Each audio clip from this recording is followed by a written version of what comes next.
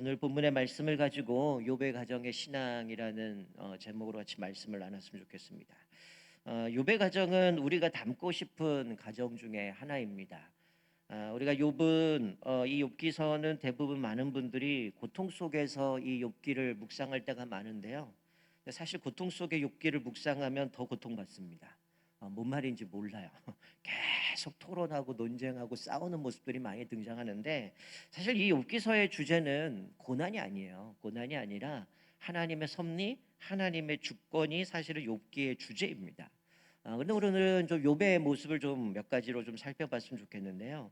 욥의 가정은 4대까지 영적 유산을 이어받은 가정이었습니다. 우리 자막 보시면 욥기서 42장 16절에 이렇게 기록하죠. 그 후에 욥이 140년을 살며 아들과 손자 4대를 보았고라고 말씀합니다. 우리 교회도 보면 4대가 하나님을 섬기는 가정도 있는데, 예전에 제가 어디 한번 그 칠곡 쪽인가 교회 갔더니 거기 교회가 한 120년이 넘었어요. 그때 이제 교사 세미나 할 때 보니까 그런 얘기 하더라. 저희 가정은 7대째 예수를 믿는 가정입니다.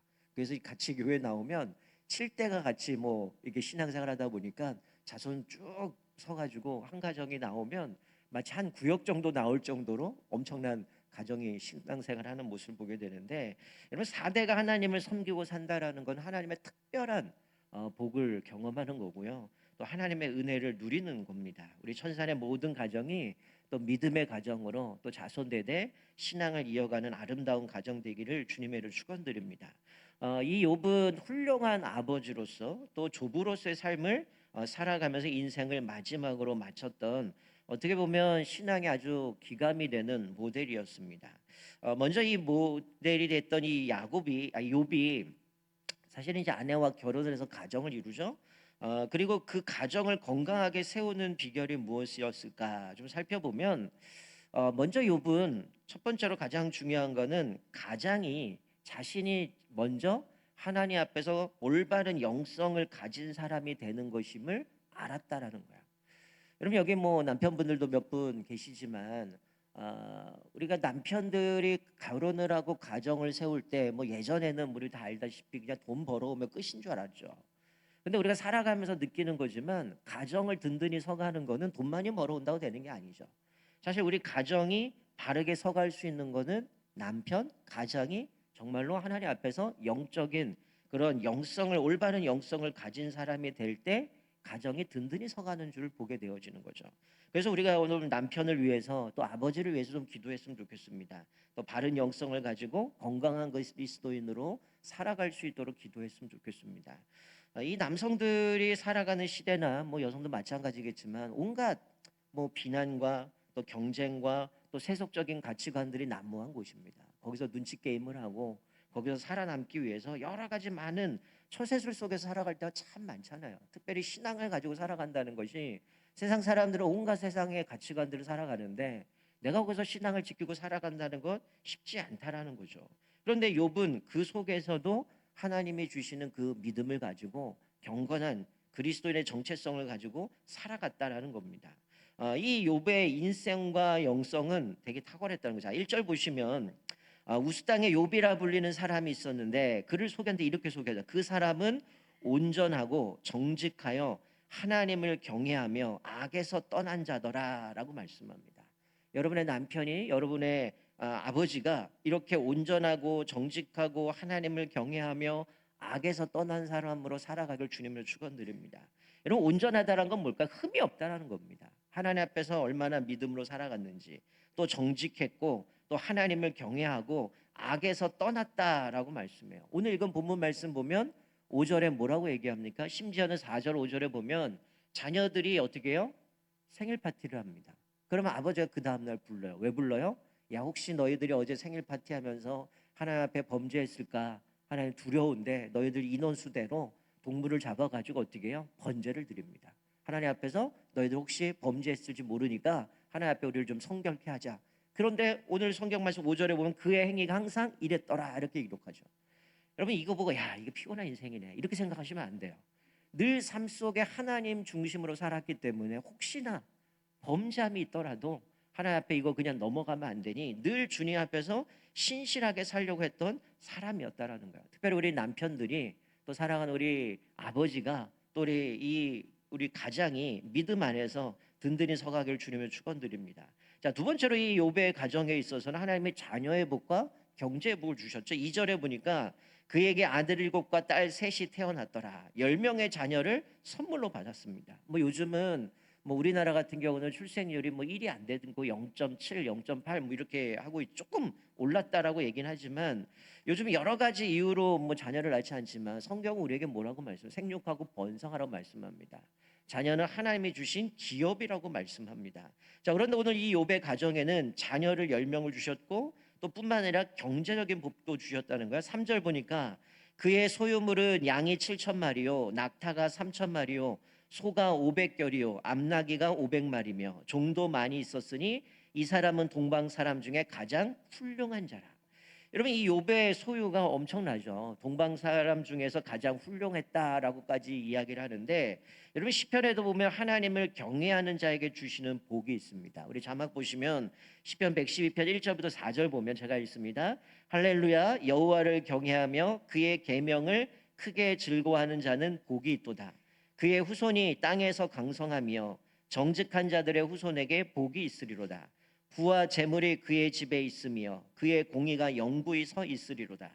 정직한 자들에게는 흑암 중에 빛이 일어나나니 그는 자비롭고 긍휼이 많으며 의로운 이로다. 하나님은 분명히 우리에게 말씀해요. 여호와를 경외하며 그 계명을 크게 즐거워하는 자는 복이 있는데 후손이 강성하게 되어지고 그 가정에 부와 재물이 있고 또 하나님께서 그를 붙들어 주시고 그 흑암 중에도 빛이 일어날 정도로 하나님이 우리를 책임져 주신다라고 말씀해요. 여러분 저는 가끔 그런 얘기를 합니다. 하나님의 이 물질은 하나님이 나에게 맡기신 은사라고 생각을 합니다. 여러분 분명히 하나님을 경외하는 자에게 하나님이 복을 주시고 자녀가 강성하고 그 가정에 부와 재물이 있다라고 얘기를 하는데 근데 우리가 볼 때는 모든 그리스도인들이 다 부와 재물 갖고 있지는 않잖아요. 어쩌면 이 부와 재물에 대해서 여러 가지 생각들이 있겠지만 저는 이 물질은 은사라고 생각합니다. 저희도 두 아이가 있지만 이 아이들은 성향이 다릅니다. 하나 아이는 이제 돈 있으면 다 써야 되는 사람이고 또 한 사람은 돈을 관리를 하는데 여러분 보통 자녀들이 돈을 주면 돈을 홀라당 다 써버려요. 그러면 어떡할까요? 부모 입장에서. 뭐 어디 가서 용돈을 받든지 아니면 세뱃돈을 받든지 그러면 다 맡깁니까? 안 줘요. 그 아이가 제대로 이 경제관이 생기고 이 물질을 잘 쓸 수 있을 때까지는 어떻게 해요? 부모가 갖고 있는 거예요. 여러분 어쩌면 이 물질이라는 거는 하나님이 나에게 은사로 맡긴 겁니다. 그러면 그 물질을 내가 어떻게 활용해야 되고 어떻게 사용해야 되는가를 하나님이 보신다는 거죠. 어떤 사람은 줬는데 그것 때문에 망하는 인생이 있어요. 왜? 돈을 쓸 줄 모르니까 그냥 막 허비하니까 오직 자기의 쾌락을 위해서 쓰기 때문에 망하는 사람도 있어요. 또 어떤 사람은 물질이 별로 없는데도 그걸 가지고 정말 효과적으로 잘 사용할 뿐만이 아니라 또 하나님 앞에서 감사하며 살아가는 사람들이 있어요. 그러면 우리가 보통 자녀를 양육 때 어떻습니까? 이 아이가 이쯤 되면 스스로 경제관도 생기고 물질 관리하면 어떻게 해요? 부모가 그 전까지는 어떻게 해요? 야, 너 이거 줬다가는 안 되니까 어떻게 해? 엄마가 갖고 있을게. 그럼 대부분 어디가 통장에다 넣어놓습니다. 그리고 아이가 어느 정도 성장하면 그제서 이제 네가 관리해 하고 주는 거죠. 마찬가지예요. 하나님 분명히 약속했기 때문에 우리에게 부와 재물은 허락하셨어요. 근데 왜 안 주실까요? 감당을 못하는 겁니다. 줘봐야 망하니까. 줘봐야 이거 갖고 내 신앙 까먹으니까 안 주는 겁니다. 그렇기 때문에 하나님은 이 은사로 우리에게 주신 것들을 어떻게 잘 활용하고 섬겨야 되는지를 배워야 되는 것이죠.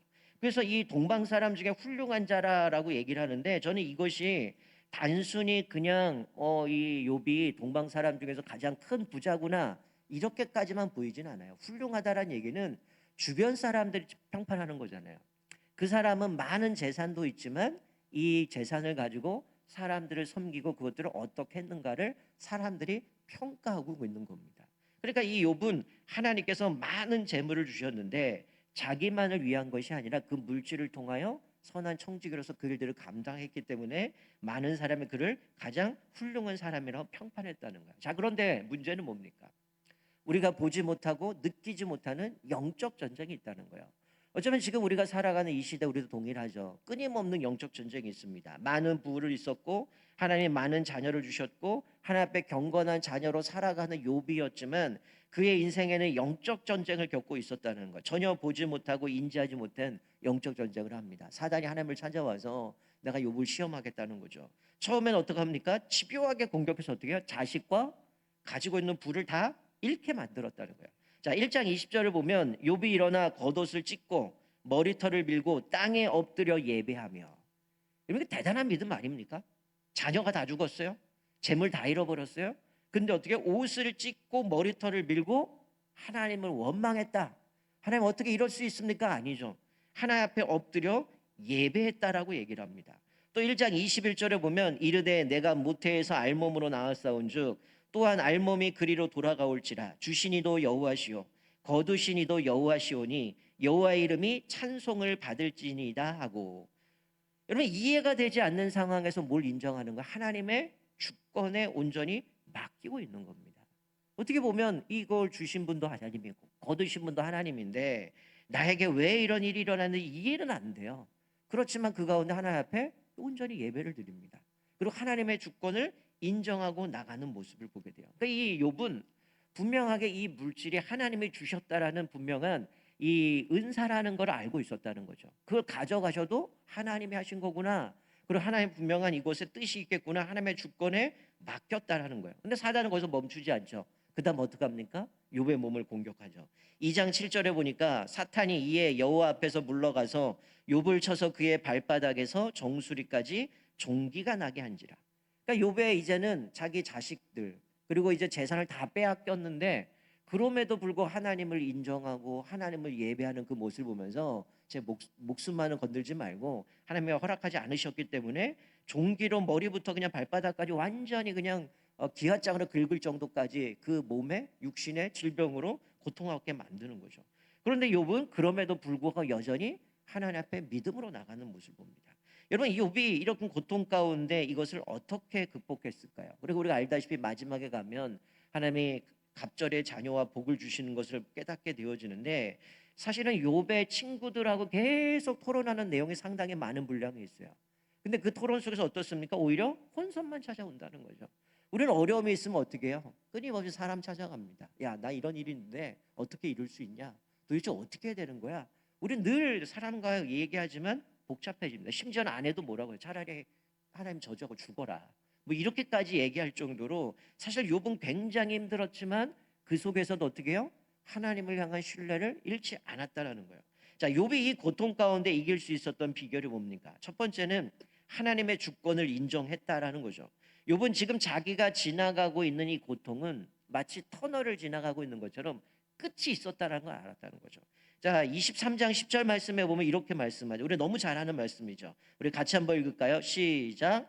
그러나 내가 가는 길을 그가 아시나니 그가 나를 단련하신 후에는 내가 순금같이 되어 나오리라. 자, 뭐라고 고백합니까? 내가 가는 길을 그가 아시나니. 내가 지금 고통을 겪고 있지만 이 길 끝이 어딘지 하나님을 알고 계시다라는 걸 믿었다는 거예요. 나는 지금 보이지도 않고 왜 이런 일이 찾아왔는가 이해도 안 되지만 그가 고백하는 것은 내가 가는 길을 그가 하시나니 나를 단련하신 후에 내가 옛날 표현은 정금, 순금같이 나오리라. 하나님이 지금 나를 단련시키고 있다는 거야. 하나님은 이 끝이 언젠지 이 과정이 뭔지 하나님을 알고 계시기 때문에 나를 단련하고 계신다라고 고백하고 있는 거죠. 이 고통 가운데 하나님은 나를 외면하지 않고 함께 아파하시고 우리를 공감해 주시고 우리를 위로해 주고 계시는 그 하나님을 신뢰했다는 거예요. 그러니까 하나님께서 나를 가장 최선의 길로 인도해 주실 걸 알았기 때문에 하나님을 신뢰하며 나아갔다는 거예요. 그 고통이라는 것은 어떤 분들이 표현하는 것처럼 축복의 다른 이름이라고 얘기하는 것처럼 그 고통을 인내하며 견뎌냈을 때 하나님의 놀라운 은혜로 또 연단을 통해서 우리에게 축복으로 이끌어가기 때문에 그렇게도 표현하는데 이 욥은 분명히 알았다는 거예요. 이 고통의 끝은 하나님이 알고 계신다. 그런 내가 인내하고 하나님을 신뢰하면 결국 때가 되면 여기서 벗어날 것이다라고 생각하는 거죠. 그래서 욥은 이 고통이 찾아올 때 도망가지 않았어요. 원망하지 않았어요. 포기하지 않았어요. 오히려 더 주님을 신뢰하며 나갔다는 겁니다. 우리가 고통 가운데 있을 때 우리가 무엇보다 하나님을 더 신뢰하고 또 주님 앞에 믿음으로 나아가기를 주님은 축원드립니다. 특별히 우리 남편들이 그렇게 되기를 기도했으면 좋겠어요. 얼마나 많은 고통이 있습니까? 얼마나 많은 혼란함들이 있습니까? 그럴 때에 하나님을 온전히 신뢰하면서 믿음으로 나가게 되기를 기도했으면 좋겠어요. 두 번째로 이 욥이 이 고통을 이길 수 있었던 비결은 뭡니까? 말씀이었다는 거예요. 자, 우리 23장 12절 말씀에 보면 욥이 이런 고백을 하죠. 내가 그의 입술의 명령을 어기지 아니하고 정한 음식보다 그의 입의 말씀을 귀히 여겼도다. 이런 고통 속에서 말씀 묵상한다는 거 쉽지 않습니다. 근데 욥은 뭐라고 얘기해요? 내가 그의 입술의 명령을 어기지 않았고 정한 음식보다 그의 입의 말씀을 귀히 여겼도다. 여러분, 사람이 뭐 힘들면 음식도 안 먹지만 어쨌든 내가 버텨내려면 먹어야 되는데, 이 욥은 그런 얘기예요. 내가 먹는 음식, 이 정한 음식보다 그의 입의 말씀을 귀히 여겼다.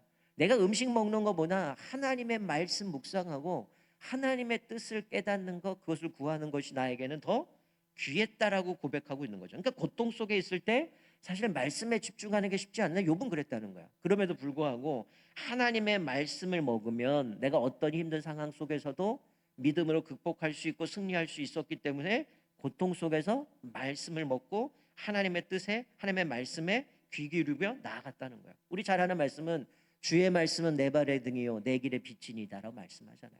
여러분, 말씀이 있다면 흔들리지 않습니다.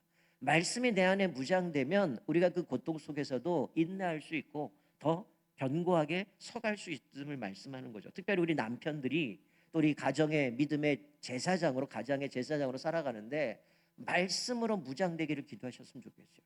세상의 수많은 영적 전쟁 앞에서 다른 것 붙드는 게 아니라, 처세술 뭐 여러 가지 것들을 붙드는 것이 아니라 하나님의 말씀을 붙잡고 하나님의 주권을 인정하면서 하나님 앞에 엎드리는 남편 되기를, 또 하나님 앞에 엎드리는 아버지들 되기를 그렇게 기도하면서 그렇게 살아가기를 주님을 축원드립니다. 자, 마지막으로 이 욥이 이 고통을 이길 수 있었던 비결은 27장 3절에 이렇게 고백하죠. 나의 호흡이 아직 내 속에 완전히 있고 하나님의 숨결이 아직도 내 코에 있느니라. 이런 무슨 얘기입니까? 이 욥은 그런 고백을 해요. 아직 이 고통 속에 있지만 내 호흡이 아직 여전히 붙어 있는데 하나님의 숨결이 아직도 내 코에 있다. 무슨 얘기입니까? 성령께서 나를 붙들고 계시다라는 건 성령의 그 숨결을 느끼고 있다는 거예요. 33장 4절에 이렇게 고백하죠. 하나님의 영이 나를 지으셨고 전능자의 기운이 나를 살리시느니라. 여러분, 욥이 이 고통 가운데서도 이 고통을 이길 수 있는 비결은 성령님의 숨결을 느꼈고 성령님의 인도하심을 누리고 살았기 때문에 자기가 이길 수 있었다라는 겁니다. 그러니까 성령 충만함이 승리의 비결이라는 거예요. 여러분, 우리가 힘들고 어려울 때에 내 힘으로 됩니까? 우리 아까 찬양했던 것처럼 예수만 소망이라고 얘기하는 우리는 결정적인 순간에 어떻게 해요? 하나님 못 붙들어요. 근데 욥은 어땠습니까? 하나님의 주권은요, 이 고통의 끝은 하나님이 알고 계십니다. 그리고 하나님의 말씀을 내가 음식 먹는 것보다 내가 더 귀하게 여겼습니다. 그 말씀 붙잡고 하나님의 뜻을 구했을 뿐만이 아니라 그 고통 속에서도 내 호흡이 아직 내 속에 온전히 남아있는데 하나님의 숨결이 아직도 내 코에 있습니다. 전능자의 기운이 나를 살립니다. 이 고백은 성령님과 동행하는 거예요. 우리의 표어처럼, 여러분, 내가 성령보다 기도보다 말씀보다 앞서지 말라는 이유가 그겁니다. 우리는 끊임없이 위기 상황에 뭐 붙들어요? 사람 붙들어요. 내가 갖고 있는 거 붙듭니다. 그런데 이기나? 그것 때문에 내가 벗어납니까? 아니라는 거예요. 결정적인 건 하나님의 은혜 아니면, 하나님의 붙드시지 않으면 우리는 그걸 벗어날 수 없어요. 그렇기 때문에 기도보다 말씀보다 성령보다 앞서지 않고 하나님의 뜻을 구해야 됩니다. 오늘 이 욥은 하나님 앞에서 이 고통 가운데 하나님의 이 모든 걸 알고 계십니다. 하나님의 말씀이 나에게 소중하기 때문에 음식보다 말씀을 귀히 여겼습니다. 하나님의 숨결이 아직도 내 코에 있고 전능자의 기운이 나를 살립니다. 이 믿음의 고백 가운데 이 고통을 이겨나감으로 인하여 결국은 마지막에 가서는 하나님의 그에게 또 자녀도 주셨고 또 재물도 갑절로 주셨고 하나님의 그를 책임주셔서 마지막 얘기하는 거는 그가 140년을 살면서 4대를 낳고 하나님 앞에 그렇게 살았다라고 고백하면서 아마 이 욥은 그 4대를 태어나는 그에게 자기 과거의 얘기를 했을 겁니다. 내가 이런 일이 있었고 내가 동방에서 이렇게 많은 재산도 갖고 있었고 내가 이렇게 신앙생활 했는데 이제 손주를 안주로 그런 얘기를 하지 않았겠어요? 근데 나의 삶에 이런 영적 전쟁들이 있었다. 내 자녀들 다 죽었고 재산 다 잃어버리고 모든 것 다 잃어버리고 친구들마다 조롱했지만 그러나가 이 고통을 어떻게 해줬는지 아냐? 하나님은 변화 없었어. 하나님은 나를 이 고통 속에 끝이 뭔지를 알고 계셨기 때문에 하나님이 나에게 주신 분도 하나님이고 가져가신 분도 하나님이기 때문에 나는 하나님을 절대 포기하지 않았다. 오직 예수님께만 소망을 품었어. 우리 표현대로. 그래서 내가 지금 이런 가운데 니들이 태어났고 이런 부를 주셨고 그래서 우리 가정은 믿음의 가정으로 살아가야 돼. 이런 고백하면서 자녀들을 양육하지 않았겠습니까? 우리가 오늘 말씀을 기억하면서 특별히 오늘은 또 남편들 또 우리 사랑하는 아버지들을 위해서 기도했으면 좋겠어요. 얼마나 혼란스럽고 어려운 시대를 살아갑니까? 그러나 이들이 이 어려운 영적 전쟁을 이길 수 있는 비결은 하나님의 주권을 인정하는 거예요. 그리고 말씀에 붙들리는 겁니다. 그리고 성령과 동행하는 겁니다. 늘 기도하고 깨어있지 않으면 한순간에 무너져요. 결국 그 세상의 것들이 우리를 책임질 수 없다는 겁니다. 그러나 이 욥의 가정은 하나님 앞에서 정말 믿음을 간직했고 믿음으로 살아갔을 때 그 사대가 하나님을 경외하면서 아름다운 신앙의 유산을 이어받았고 살아갔던 것처럼 특별히 오늘은 우리 남편들이 정말 하나님 앞에서 욥처럼 그런 경건한 사람, 경건한 영적인 또 그런 가치관들을 가지고 하나님의 정체성을 가지고 그렇게 가장에서 가장의 또 제사장으로서 우리 가정을 이끌어갈 수 있도록 그리고 기도의 사람 될 수 있도록 말씀의 사람 될 수 있도록 온전히 어려움 있을 때 하나님 앞에 맡길 수 있는 사람 될 수 있도록 그렇게 기도함으로 인하여서 우리 가정도 이 욥의 가정처럼 어떤 고난이 올지라도 하나님이 내 길을 아십니다. 하나님 나를 연단하신 후에 나를 순금같이 나오게 하시는 그 주님을 바라보면서 어떤 고통 속에서도 어떤 어려움 속에서도 날마다 승리하는 저와 여러분 되시기를 주님의 이름으로 축원드립니다. 아멘.